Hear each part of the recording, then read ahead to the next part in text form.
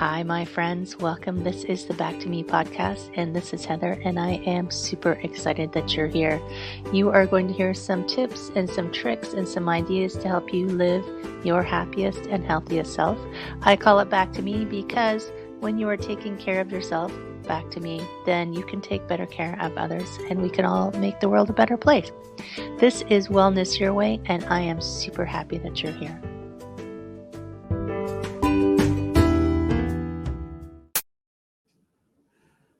Hello, my friends. I hope you're having an outstanding day.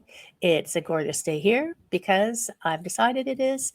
I am Heather, and welcome to the Back to Me podcast. And we're going to talk to some more awesome people. And today we're talking to Dominiece. Did I say that right? Yes, you did. Dominiece Clifton. I love the Transformation University. So for people listening to the audio, underneath my name, it says Transformation Facilitator, and under Dominiece, it says Transformation University. So we are here to transform you, the world, everything, breathing, everything. Welcome, Dominiece. So nice to meet you. Hi, Heather. Thank you for having me. And I love what you said about it's a beautiful day because I decided it was. And I was like, I'm going to say it's a beautiful day also because I decided it was. So I love that. I have a friend, and we used to do this morning. We called it a morning power up. So for like 20 minutes every morning, Monday to Friday, a bunch of people would get online, and we would just say, one of the things is it's a beautiful day and I'm okay. It's a beautiful day and I'm okay. You look out the window, no matter what's happening, it's a beautiful day and I'm okay. And if you do it enough, then it's the truth, right? We make our own truth. And Transformation University, I think that's a very cool thing. Thank you. And my first question always, my guests know this. I love it. I love knowing the answers. What road led you to become this person that created a Transformation University? Like, what was what's your origin story?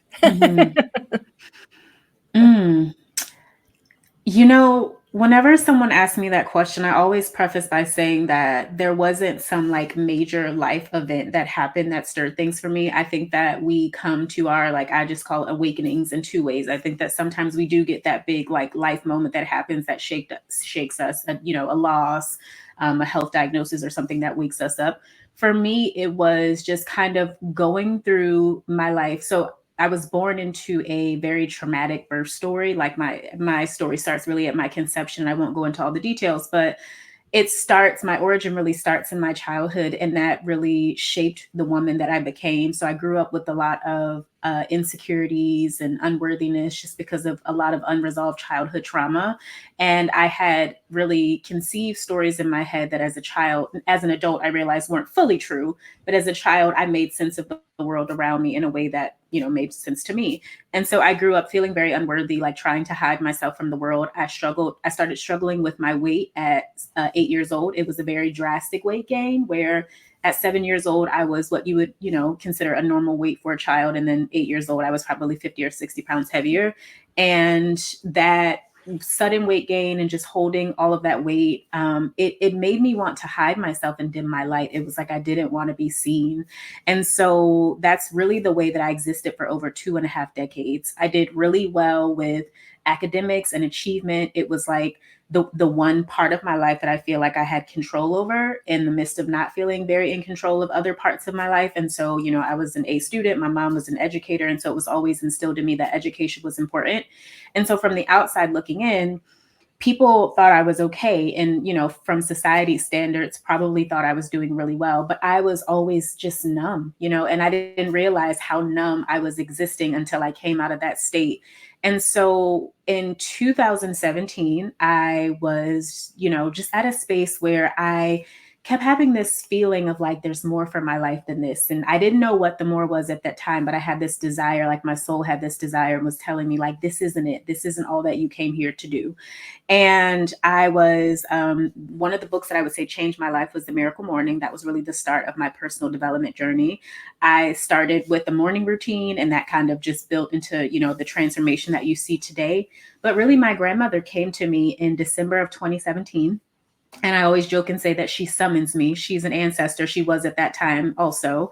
And she pretty much, you know, came to me, appeared to me in a meditation. We had a conversation, and she told me that I had work to do. You know, like there's more that you came here to do than this, and it's time to get started on that. And that was the start of my personal development journey. And the work that I'm doing today really came as a result of my own healing journey.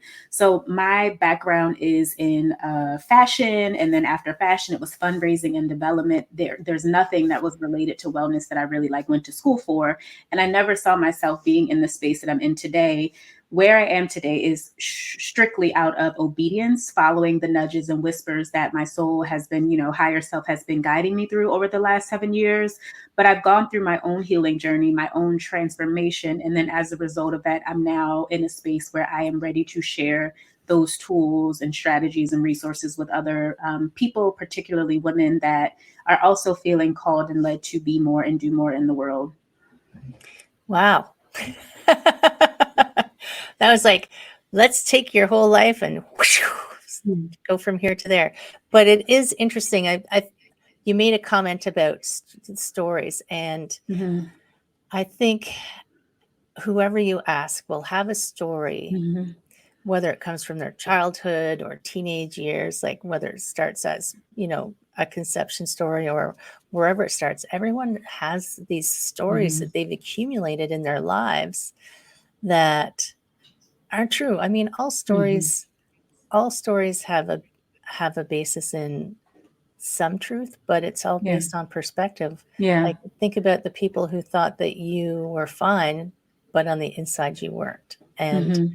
the stories that you were telling yourself about yourself are probably very different than the stories Yeah. that other people thought about Yeah. you was your story. And I think it's fascinating when we become really attached to those stories and unable to move past them, Mm-hmm. right? Mm-hmm. Mm-hmm.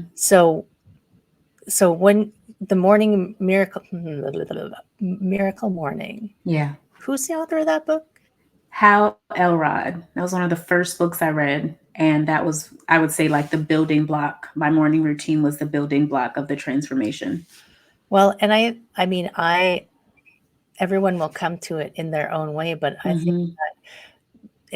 it does, because it involved meditation, does it? Am I guessing? Yeah, yeah. Yeah. So he has an acronym. It's SAVERS, and I don't remember the six, like what each of the six letters stand for in SAVERS, but it's, you know, it's scribing, so writing, affirmations, visualization is probably one of them, reading, exercising, meditation, and stillness. It was a combination of those things, and he teaches you to do all those things. Of course, my morning routine has definitely transformed and looks very different now as a mom and an entrepreneur, and so I don't do all of those things.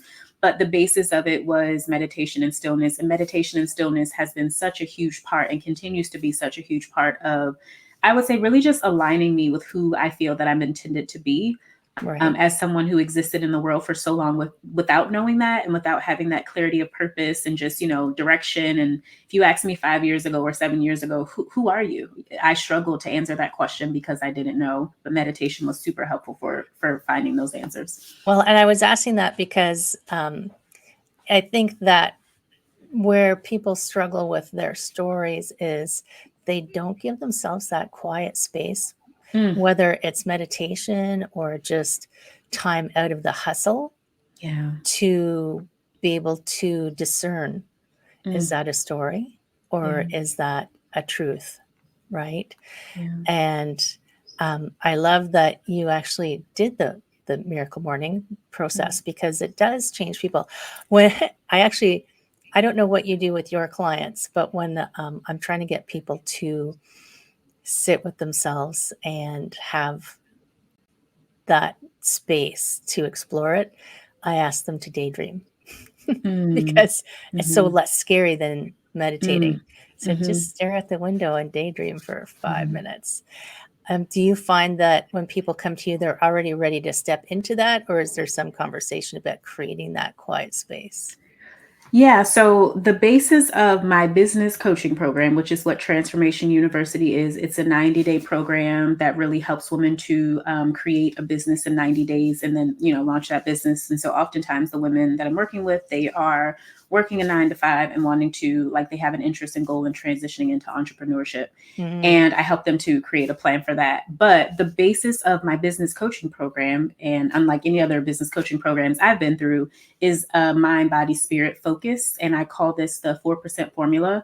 I started doing this process back in March of 2020, right around the time, ironically, that COVID started. The world stopped and I had plenty of time to be still. And so I was meditating one day. I got this download in the midst of feeling like my life was falling apart internally, as well as like the world shutting down externally. Every day for the next 90 days, focus on your mind, your body, and your spirit. And I went through that 90-day journey, which was really, I would say, I had been from 2017 to 2020, like doing the things kind of in motion, but nothing was sticking at that point. I was still very inconsistent. Right. March of 2020, that's when things really shifted for me with this 90-day challenge. And that was, I would say, like where I felt like I transformed.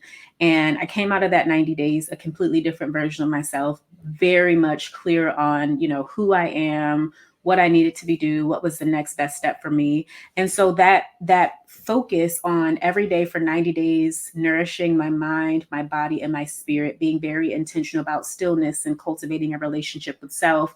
I still do that to this day, almost 5 years later. I'll be celebrating my 5-year anniversary in March of 25. And Yay. because of how, yes, it's very exciting. Because of how that process transformed my life, I actually incorporated that into the foundation of the structure of my program. And so when women come in, they learn about this mind, body, spirit approach before we ever go into any of the business tools and strategies. Because what I've found is that mindset is such an important part of entrepreneurship and business.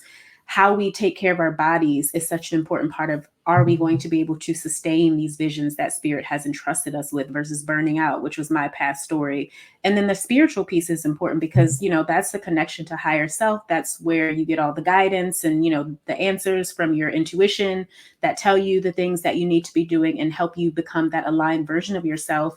And so they do learn all the traditional, business things, the market research and creating your signature offer. But before we get into any of that, my clients start with that foundation of mind, body, and spirit, and then we go from there. Right. And I think, so I think that I have found that, so when I went into the wellness space, I was in corporate as well. I was a Mm, corporate finance executive. mm, I mean, I was a CPA and I went into wellness. So the same kind of like yeah, total switch, right? If you had asked me when I was a corporate executive, will you go into wellness? I would have thought, what, are you crazy? yeah, that's a But very different path. yeah. And I was actually a registered massage therapist for 14 Mm, years after I left corporate. And what I found was that a lot of people, um, they they don't know how to access that inner knowing, mm, that inner voice. Um, because when you're a massage therapist, you spend a lot of time with people. It's like, mhm, unless they're asleep or they just want quiet, they're going to talk to you. mm, And sometimes I felt like a bartender. But it's interesting. It's interesting. Like, you hear people have these ideas, and you can hear them have these great ideas, mm, and they don't they don't trust it, they don't mhm, believe it.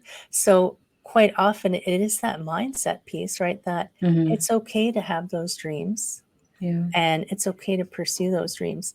So your downloads come to you as ancestor voices coming, people coming to visit you, or So I wouldn't say yes to that in the traditional like way of a medium because I don't feel that sort of connection, but I have definitely in meditations like been able to connect with my ancestors. My grandmother, she doesn't come to me often. She has a very strong presence where I know that she's here, but she pops in like every few years when it's like this, I need to get you on track, and she'll kind of reset or help me to pivot. But I have connected just to meditations, guided meditations and things with ancestors. But a lot of time, my greatest moments of clarity come to me when I'm in nature. I find I'll get like nudges from my intuition and guidance, or just through free form journaling. So whenever I want to, I would say, open myself up to receive, writing is a gift for me and something that flows and comes very naturally. And so whenever I'm feeling like I could use some extra help or guidance, I will write down a question to, spirit, to my guide, tribe, and open myself up to receive that. And I'll just start writing, and all of a sudden, like, answers that I didn't have, start coming to me, and the words are flowing and forming on the page.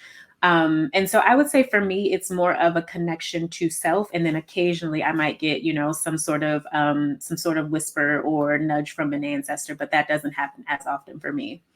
And it's interesting. I feel like sometimes it's different, but it's the same. So Mm-hmm. I'm an Akashic Records reader. I read Akashic Mm-hmm. Records for people. Nice. But before, like for years, I would do a version of morning pages. Not really. Yeah. I would meditate and then free write. And Mm-hmm. the first line was always, "This is what I have to tell you." And then you Mm-hmm. don't think, you just write. Mm-hmm. And I got that from a meditation teacher, actually. But an interesting thing about writing your question down is there was a workshop that I was in where they encouraged you to write your question down with your dominant hand and write the answer with your non-dominant hand, Oh, that's interesting. because That's it's a very different interesting. part. It's like unplugs part of the brain Uh, that's used to answering questions, and yeah. you get very interesting answers. And the people's reaction was, "Oh, I can't write with my dominant hand." I'm left-handed, so of course Mm. I'm used to using both hands. But his response was interesting. His response was, "Yes, you can. You just never have, Mm-hmm. and it doesn't have to be perfect handwriting. It's just to get an answer to be able to flow through." Mm-hmm. And I know that there's an intuition teacher that I know teaching people how to get in touch with their intuition. Mm-hmm. Some people, they get very visuals. Some people Mm-hmm. get that auditory. Some people just get a sensing. Mm-hmm. Um, and that's why I was asking if it was like you could see, she comes and sits Mm-hmm. down and says, "Hey girl, like, let's talk." Or I would love that. I would right. absolutely love that. Mine comes through as more body feeling. I don't hear Mm-hmm. actual things. It's just like you ask a question and it says yes or no. I'm like, Mm-hmm. okay. But the universe will nudge you. So I like the Mm-hmm. fact that your grandmother came in and said, "Hey, it's time for you to do the thing you're here to do." Yeah. Yeah. Right. Yeah. And I think we're in agreement. Like, I feel like everybody had a soul agreement when they came of what they were Yeah. supposed to do. Mm-hmm. And the saddest thing, we all know we're going eventually to depart. The Mm-hmm. saddest thing is if you depart and then when you get up there, you go, "Shoot, I forgot. I forgot to do it. I got to Yeah. go back again." Yeah. Yeah. Yeah. Do you find that people are kind of waking up more and tuning back into that a lot more?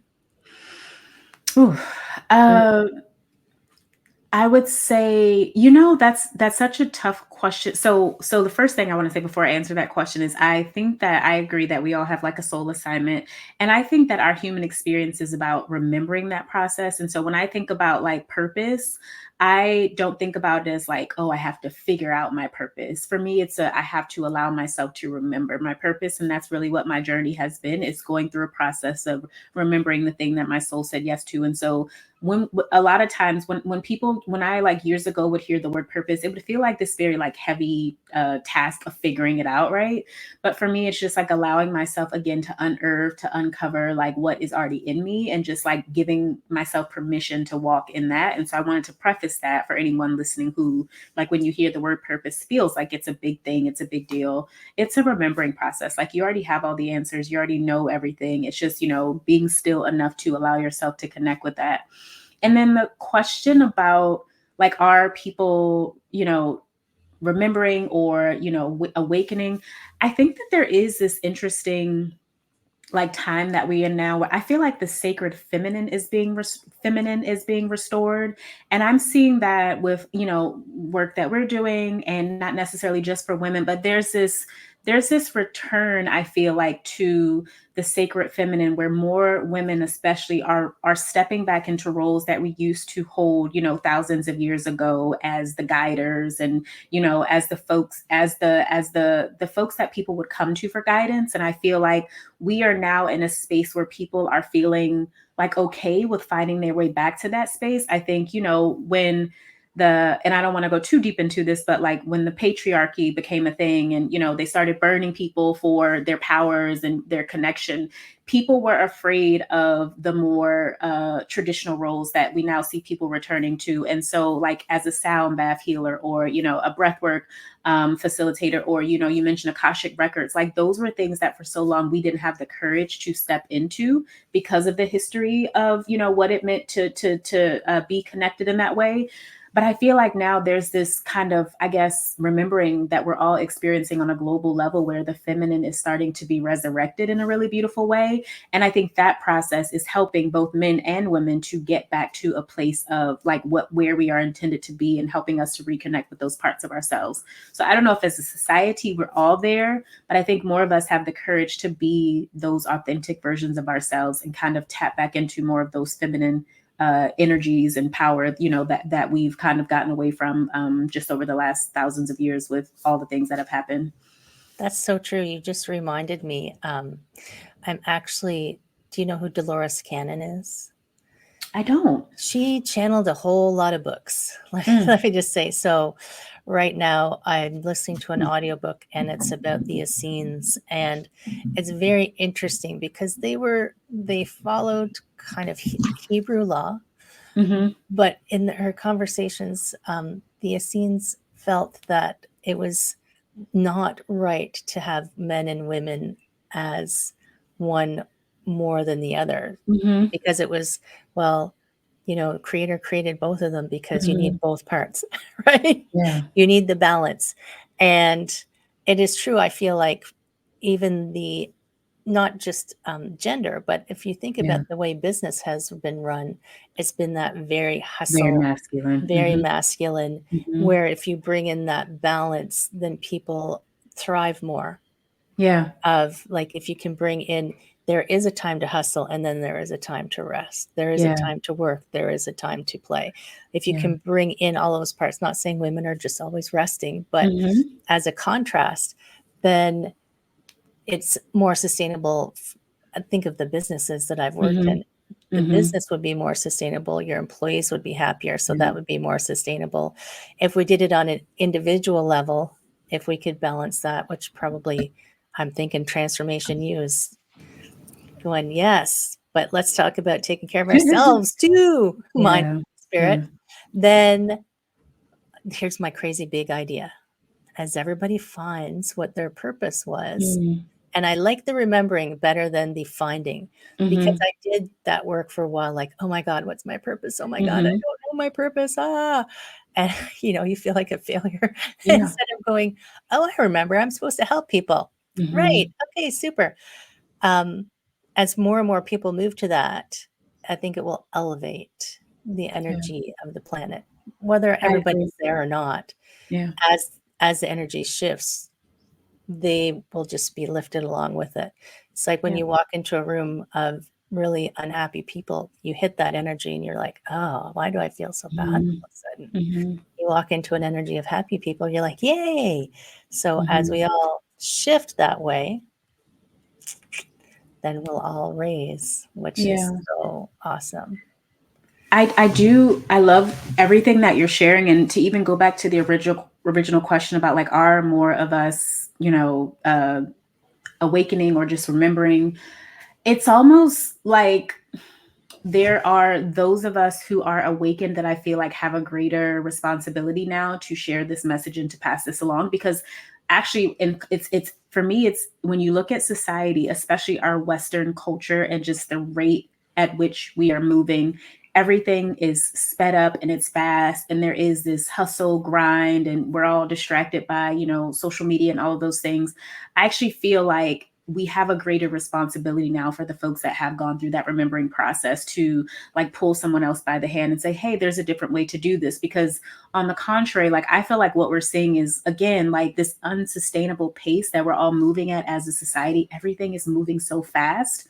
And to me, it's like it's more important now, I feel like, to share and have the type of conversations that we're having about finding more balance and slowing things down and reconnecting with ourselves. Because I don't know, like I think as just a global world, we've gotten away from that a lot. And so it's super important for us to just be having these questions and almost like planting these seeds for people when they're ready to receive it, to know that there is this like uh restoration or balancing act that needs to happen, in order for us to kind of, feel more aligned. Because although we are making strides, I think as a society we've gotten away from that. And everything is so fast. And it's just, I don't know, to me, when I look at the way that the world is going, it's like, this, how long are we going to be able to keep this up? You know what I mean? Right. Yeah. There is the question of sustainability, like how Yeah. many planets do we need for the current lifestyle that we have? Yeah. And in some ways, I just had this visual pop in that we're moving faster, but we're kind of in this weird spiral because, Mm, and it was TV that popped into my head and movies. There's nothing new coming out. And they're mm, just going back to the old stuff and speeding mhm, it up and making it faster. It's like, well, mhm, are we in a big recycle bin? It's like, what are you guys doing? mm, Because there was a time where there was a lot of invention yeah, and unconventional thought mhm, and new ideas. And I think now people will think that there's nothing new mhm, and there's nothing to maybe look forward to. And especially if they watch social media and the yeah, traditional news channels. So I yeah, feel like what we talk about is like this opportunity for people to find other ways of thinking and yeah, other people who are going to help them find this new way to step into a newer reality mhm, or the reality that they'd rather be in. yeah, We yeah. could just skip over to the fourth dimension. Let's just skip a dimension. It's more fun there. Mm, definitely more peaceful. Right. So your 90-day program, is it a group program or do people come into it Mhm. as they discover you? Yeah. So right now, my goal is for it to be a group coaching program, but I'm allowing myself, so my coaching journey started back in 2020, right around the time of COVID. I was going through this huge like transformation, as I mentioned, of my own and awakening. And I started out as a nutrition and wellness coach at the time. Like that was my stepping into the coaching industry. And I had just quit my job in December of 2019. And at the time I quit my job, I just had my second daughter in September of 2019. And I have been really just trying to advocate on my behalf for better maternity benefits and better pay. And that was kind of the history of my experience with this job. And so I got to a point where I was tired and I was like, oh, I'll just, quit, take an extended maternity leave for 6 months and I'll jump back into work. And then COVID happened. And we know that that was not an ideal time to be entering the workspace as so many people were getting laid off. And so I found myself at this place of needing to support my family and needing to make a decision about what was going to be the next step. Jumped into nutrition and wellness coaching because that felt like I would say like the space that made the most sense for entry for me at that time. I shared with you that I had struggled with my weight for over 2.5 decades, and going through this mind, body, spirit process, it made me realize that my struggles with my weight weren't just physical, right? Like there's this spiritual part of me, there's this mental part of me. And once I started allowing myself to heal and release those stories that we talked about earlier, the weight just started to come off as a byproduct of that. And so I realized I have been approaching my weight loss journey completely wrong for over 2.5 decades. I started my first diet in middle school. And so it was like Oh 20 my. years of trying to do this one way and then realizing I'd been doing it all wrong. And what I was manifesting physically was just, a mirror of the things that I had been holding internally that I needed to let go of. And so when I gave myself permission to let go and to release those stories, the weight came off as a result. And since then, I've lost about 45 pounds and been able to keep it off. But I jumped into working as a nutrition and wellness coach because I wanted to help other women have that same sort of experience, right? And I did exactly what we've talked about. I was, just having a more masculine approach to my business. And I kept burning out. No matter what I did, I kept burning out. I'm also a human design projector. And so I've Me learned that too. since. Oh, you're a projector? Okay. Yeah. I love when I meet other projectors because then I don't have to explain my burnout.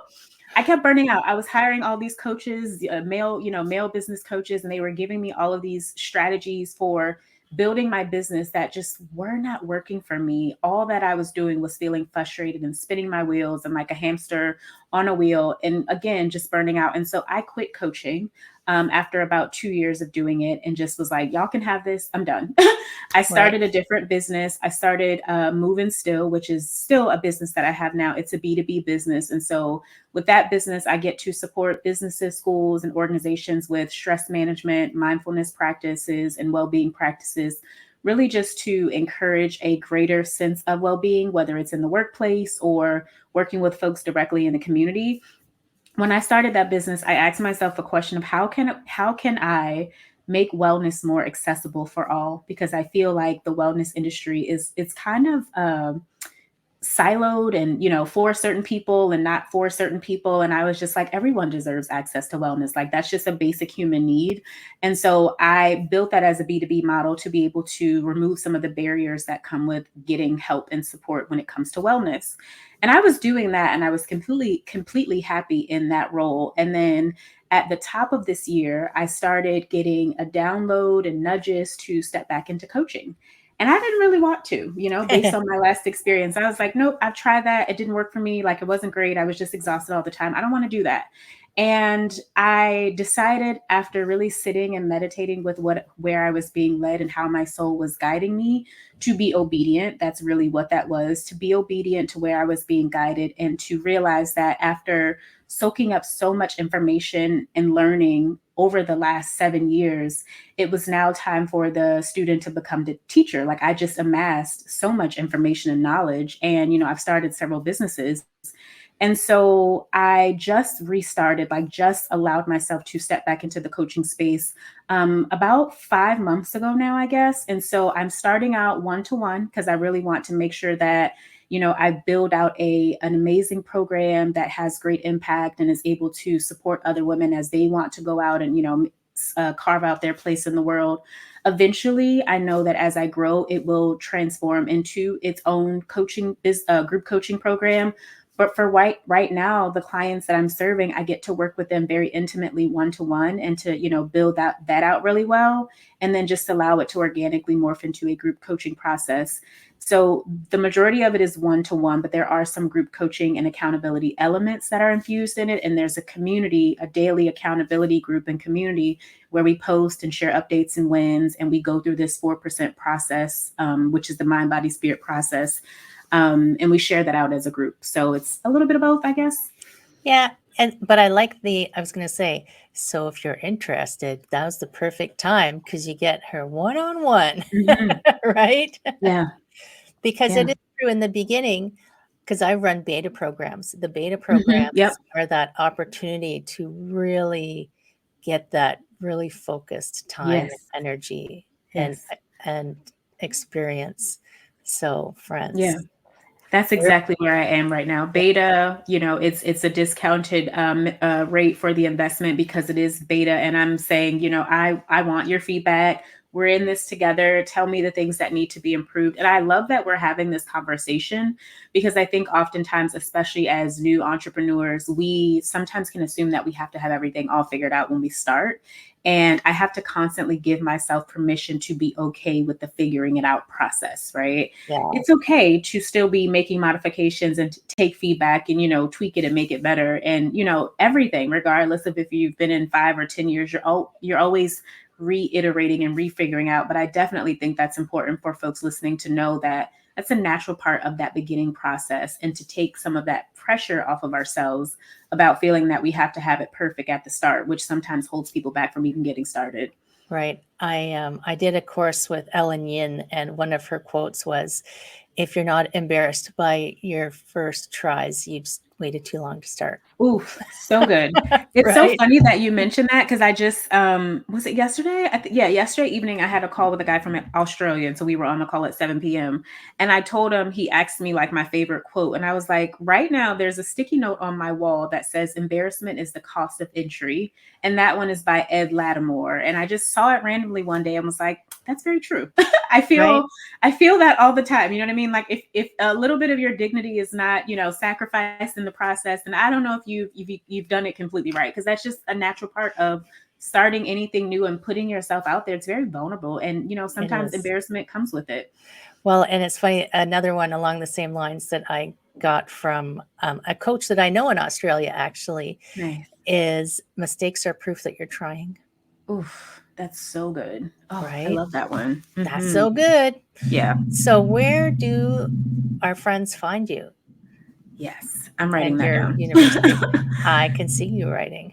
So my website is domrclifton.com, and that's a space where you can go and learn more about my work and the coaching program. I do a daily newsletter, and so I send out business tips and well-being tips, tips about how to, manage all of the responsibilities that we hold as, humans these days. I have a background, I would say, in wellness as a somatic practitioner. So yoga, breathwork, meditation, and sound healing. And so I really like the merger of business and all of these well-being practices, and like finding the ways that they mesh well together. And so my daily newsletter offers tips to just sustain ourselves in our daily lives. And so you can check out my website to learn more about that. And then I didn't get to talk about it a ton here today, but that process that I mentioned about just really finding time to nourish mind, body, and spirit every day. I've come up with the formula. I call it the 4% formula, where you can spend an hour daily, and it doesn't have to be a consecutive hour where everything is done at once, but you can spend an hour daily really being intentional about mind, body, and spirit, and connecting with all of those parts of yourself. And so, for anyone who's interested in learning more about that process and going on a 30-day challenge to, embark on that journey of nourishing all the parts of ourselves, you can go to 4percentformula.com, and 4 is spelled out FOUR, percentformula.com, and learn more about that process. Cool. Yeah. I feel like our podcast could go for like a couple hours if we kept talking, right? And I'm going to grab all of those links. Don't worry, friends. They'll Okay. all go into the show notes. Because sometimes I don't want you to text and drive. I want you to Yeah, be for paying sure. attention to the road. And I was on the subway the other day. Someone almost fell down the stairs because they were Oh, texting and dear. walking. So don't even text and walk. Yeah. But definitely go to the show notes and check out. Go for the 30-day challenge. I mean, Mhm. who cares if you make a mistake? You're just Yeah. trying to see if you can try something new, right? Yes. Mistakes are definitely a part of the process. It's not They about are. perfection, right? Mistakes are proof that you're trying, as you just said. Exactly. Mhm. Thank you so much for joining me and Thank sharing you for all of having this. me. Before we go, the guest always gets the final word of wisdom. Mhm. Do you have a Hmm. thought for the audience? Gosh, I think what's coming up for me right now is the importance of just making time for stillness, right? We've talked about that today. Oftentimes, we're so busy, we're moving so fast, we're seeking answers externally. And so we're looking for our partner, our colleagues, our friends to tell us what to do. And we feel like there's more that we need to be doing, and we want to be aligned with our purpose, but we don't know where to start. And the greatest advice or wisdom that I can offer just from my own learning journey is giving yourself time to be still, to tune into your higher self, to find those answers.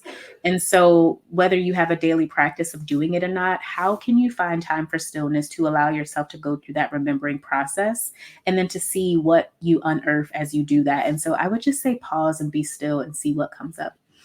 I love it. Mm. I love it. It's so awesome. Thank you so much. Thank you so Mhm. much. Friends in podcast land, share this with someone who has not yet remembered what they're here to do. Mm. Share it with someone who you know has a great idea and could use some Mhm. help on getting that thing up and running to transform the world. Let's transform the world together, friends. Take care. I will see you next time.